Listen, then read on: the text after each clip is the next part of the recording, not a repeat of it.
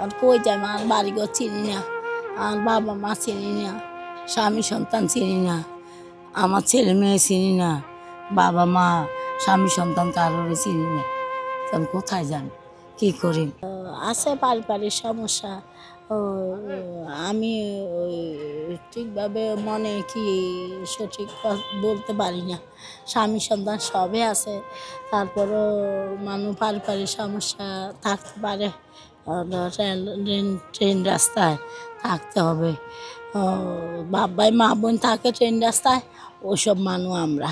এই মাংস চেন সাহায্য নিয়ে খাই। আছে পারিবারিক সমস্যা, দেখবে কিভাবে আল্লাহ জানে। ওরা মানুষের তুমি খরাক নেয়, সাহায্য নেই এখানে। তো আমি চাল রান্না তরি খাই, আর এইখানে থাকি। টোয়াই কাজ করতাম আগে, টোয়াই কাজ করে খাইতাম। এখন টোয়াই কাজ করতে পারি না। রেলে এই পাও সমস্যা হয়েছে, আবার এই পাও সমস্যা হয়েছে।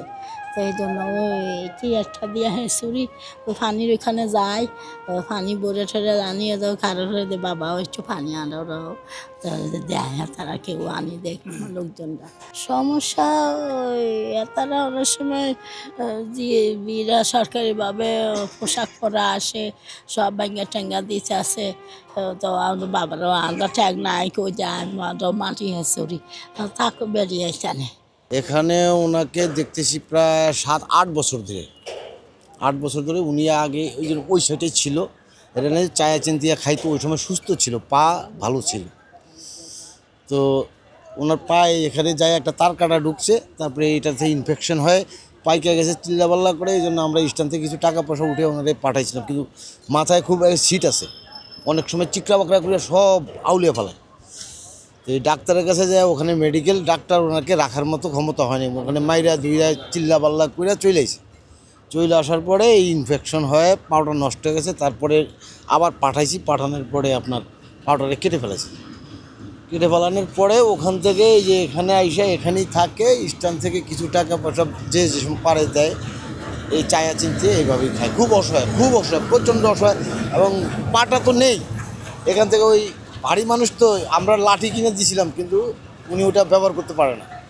এই চেঁচে চেঁচে ওইদিকে যায়, গোসলখানায় গোসল করে, মানুষের 2-4টা যা পয়সাটা দেয় বা হোটেলওয়ালারা খাবার দেয়, ওখান থেকে খায়। এই অবস্থা, খুব অসহায়, প্রচণ্ড অসহায়। আত্মীয় স্বজন আজ পর্যন্ত পাইনি আমরা, খালি বাড়ি নোয়াখালী জানি বলছে, কিন্তু ওনার কোনো আত্মীয় স্বজন ওয়ারিশ কেউকে পাওয়া যায়নি। ওনার সরকারিভাবে কোনো সাহায্য সহযোগিতা বা কোনো লোক আইসা আগাইছে এরকম কোনো লোক আমরা দেখিনি।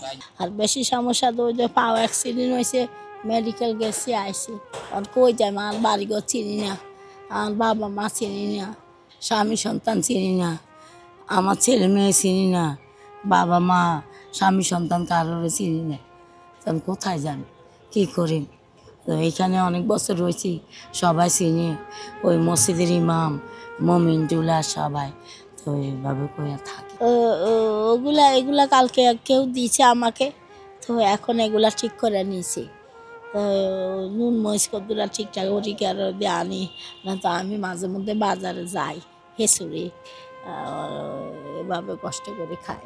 যা দেখতেছি এখানে বসবাস করতেছে এই মানুষে, আমরা যাইতে যাইতে কিছু দে সংগ্রহ করি, খানা দানা খাই, এভাবে চলতেছে। আপনার ওই সাইডে ছিল, ওই পাশে ছিল, ওই ওয়ালের পাশে ছিল, ওখান থেকে উনি এখানে আসছে।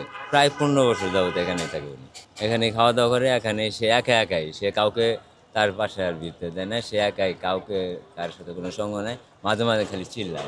এক ভদ্রলোক বিদেশি মানুষ, চায়নার মতনে বিদেশি এক ভদ্রলোক 2 দিন আসে বলল যে আপনাকে আমরা ত্রাণ দিব, কথা বলছে। পরে 2 দিন পরে আসি, চাল কত হইব, ডাল একটা প্যাকেট, হইলো চাল আদা 1 প্যাকেট, চাল বুঝি 2-3 কেজি বনি না কদিন, এতে আর মনে না, তেল 1 লিটার। তো এগুলা দিয়ে গেছে, কিছু কিছু আলু রুন পেঁয়াজ।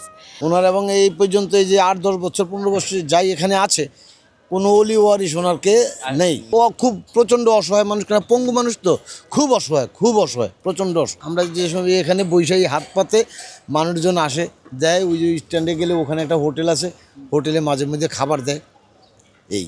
আর নাহলে নিজেই ওই জন্য এই পাকায় কি যা পায় ট্যাক করে পাকায় তারপরে খায়। খুব অসহায় লোক। ভালো পরিবেশ সম্মানীভাবে থাকতে পারবো।